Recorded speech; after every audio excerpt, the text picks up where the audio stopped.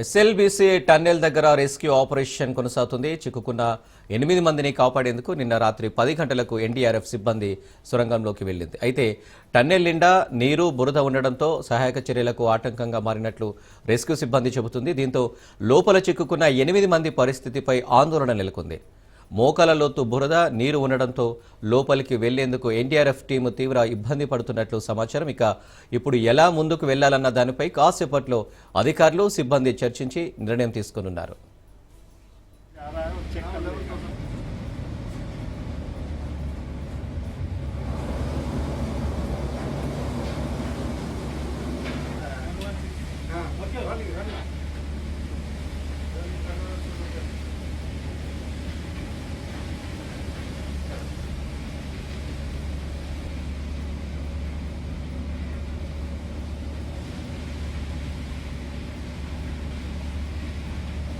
Yeah. The material in the front should be reducing, means that should be coming down. Don't know.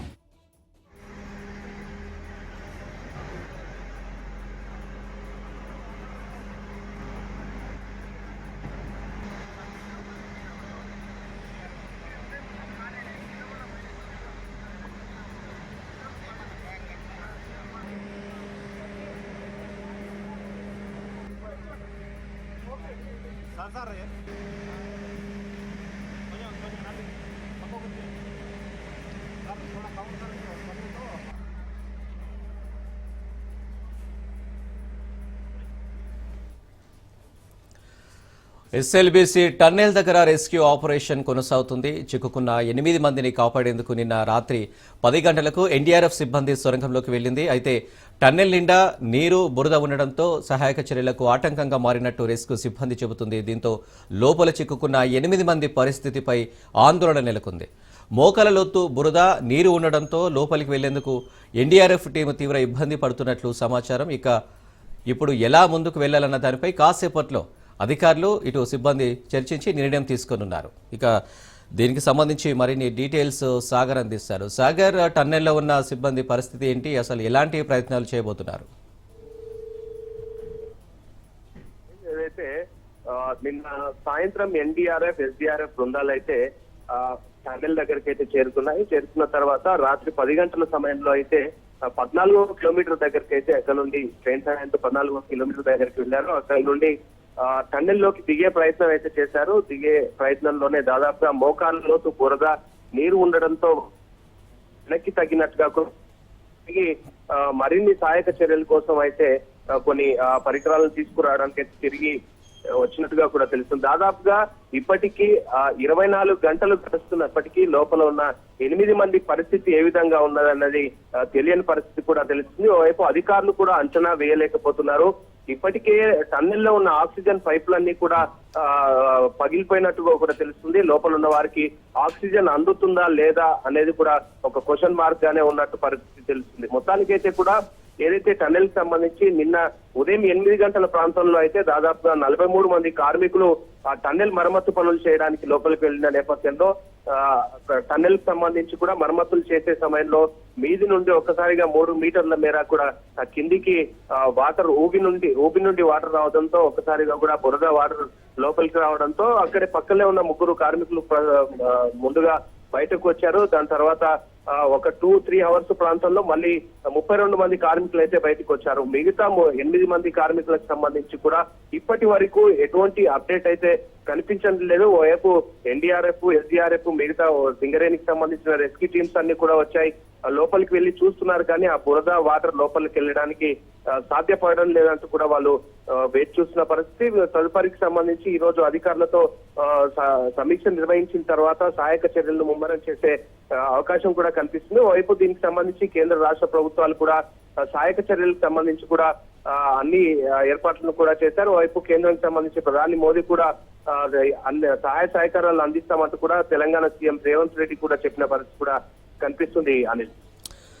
Sagar, చూసుకోవచ్చు గత ప్రభుత్వం BRS అధికారంలో ఉన్న టైంలో కూడా టన్నెల్ మరమ్మతులు పనులు జరిగాయి. అప్పుడు ఎలాంటి ప్రమాదం జరగలేదు. కానీ ఈ ప్రభుత్వంలో టన్నెల్ మరమ్మతులు జరిగి 3-4 రోజుల కాకముందే ఇలాంటి ఘటన చోటు చేసుకుంది. అసలు ఎలా చూడవచ్చు? దాదాపుగా ఏదైతే ఎస్ఎల్బిసి టన్నెల్ కు సంబంధించి ఇది నల్గొండ ప్రాంతానికి సాగునీరును అందించడానికి అయితే ఏదైతే రూపొందించారు. దీన్ని దాదాపుగా 43.45 కిలోమీటర్ల మేర కూడా ఈ టన్నెల్ ను ఏర్పాటు చేశారు.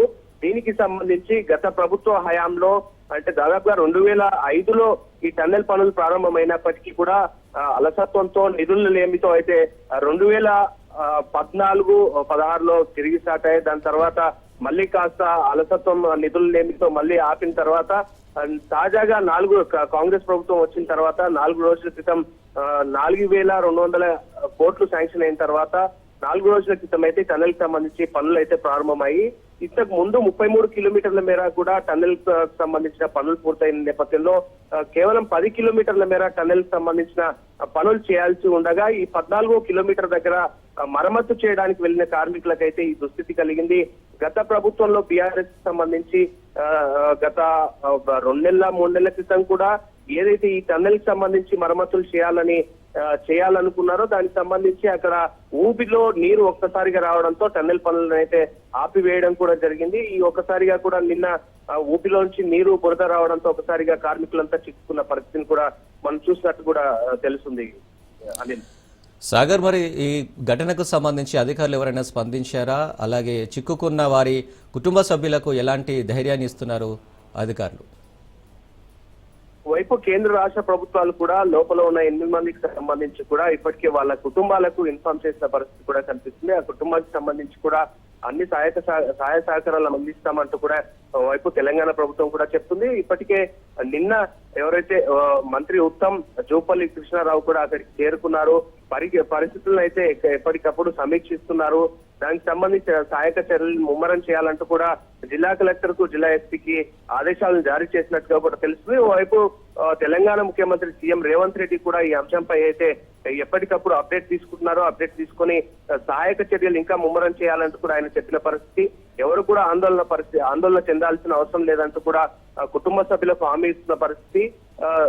కేంద్ర ప్రభుత్వం ఇటు రాష్ట్ర ప్రభుత్వం కూడా కుటుంబ సభ్యులకు అందరికీ కూడా అండగా ఉంటామంటూ వైపు చెప్తున్న పరిస్థితి కూడా కనిపిస్తుంది. మొత్తానికైతే కూడా నిన్న టన్నెల్లో చిక్కుకున్న 8 మంది పరిస్థితి ఆందోళనకరంగానే ఉందని కూడా మనం చెప్పుకోవచ్చు. ఇప్పటికి కూడా రెస్క్యూ టీమ్స్ అన్ని కూడా ఎన్డీఆర్ఎఫ్, ఎస్డీఆర్ఎఫ్, దాని తర్వాత సింగరేణికి సంబంధించిన రెస్క్యూ టీమ్స్ ఇవన్నీ వచ్చి లోపలికి వెళ్ళడానికి కూడా చాలా ఇబ్బందికరంగా ఉందని, తిరిగి రావడానికి చూస్తే కాస్త ఆందోళనకరంగా ఉందని కూడా చెప్పుకోవచ్చు అనిల్. సాగర్, చూసుకోవచ్చు ఘటన జరిగి 24 గంటలు కావస్తుంది. ఇప్పటి వరకు లోపటున్న వారి పరిస్థితి అంటే ఆహారం కావచ్చు, ఇటు వాటర్ కావచ్చు, ఎలాంటి హెల్ప్ చేస్తున్నారు?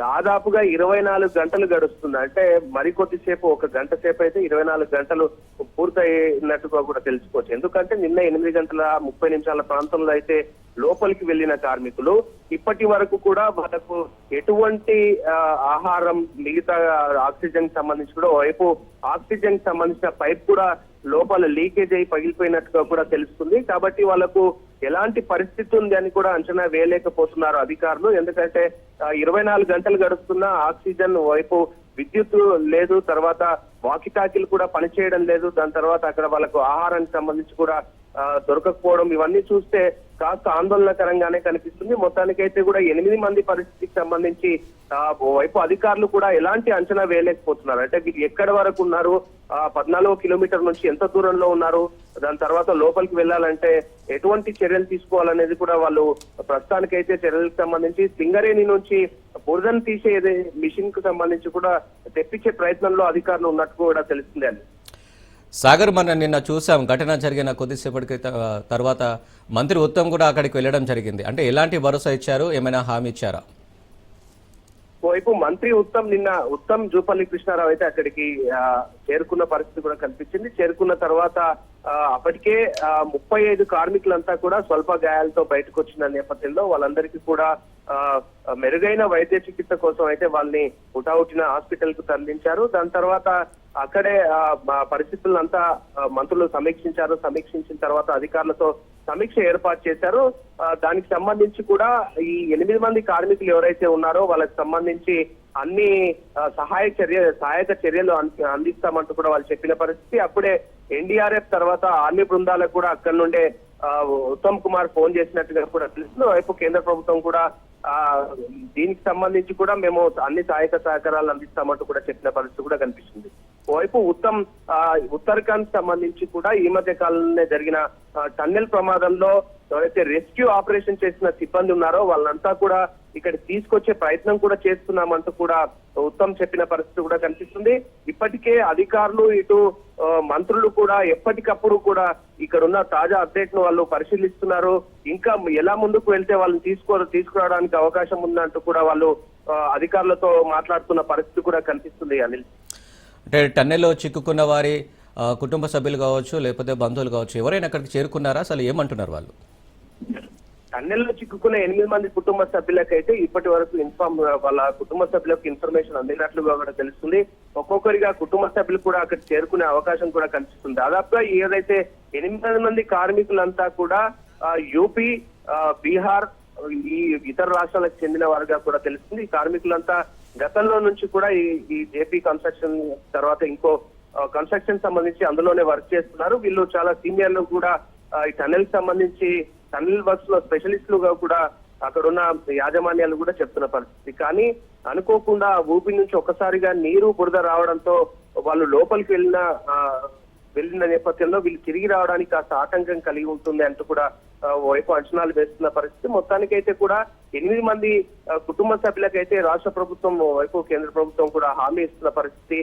సహాయక చర్యలు 8 మంది కూడా ముమ్మరం చేసిన పరిస్థితి కూడా కనిపిస్తుంది. అంతేకాకుండా వీళ్ళకి కుటుంబ సభ్యులకు అన్ని విధాలు ఆదుకుంటామంటూ కూడా నిన్న సీఎం రేవంత్ రెడ్డి కూడా చెప్పిన పరిస్థితి కూడా కనిపించిందని.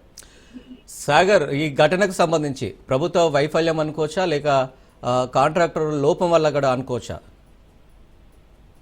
ఓవైపు ఈ ఘటనకు సంబంధించి కూడా ప్రతిపక్షాలు ఇప్పటికే కూడా కామెంట్స్ చేస్తున్నాయి. పనులు మొదలుపెట్టి 4 రోజులు కావస్తున్న నేపథ్యంలో ఇటువంటి దుర్ఘటన జరగడం బాధాకరం అంటూ కూడా ప్రతిపక్ష నేతలంతా కూడా విమర్శిస్తున్న పరిస్థితి. 4 రోజుల్లోనే 8 మంది అందులో ఇరుక్కుపోవడం ఏంది అనే కోణంలో కూడా ప్రతిపక్ష నేతలు విమర్శలు అయితే గుప్పిస్తున్న పరిస్థితి కూడా కనిపిస్తుంది. మొత్తానికైతే దీనికి సంబంధించి కాంట్రాక్టర్ లోపమా లేకపోతే భద్రతా ప్రమాణాల లోపమా అనే కోణంలో కూడా ఇప్పటికే అధికారులు కూడా దీనికి సంబంధించి దర్యాప్తు కూడా ప్రారంభించేసినట్టుగా కూడా తెలుస్తుంది. Right Sagar, thank you.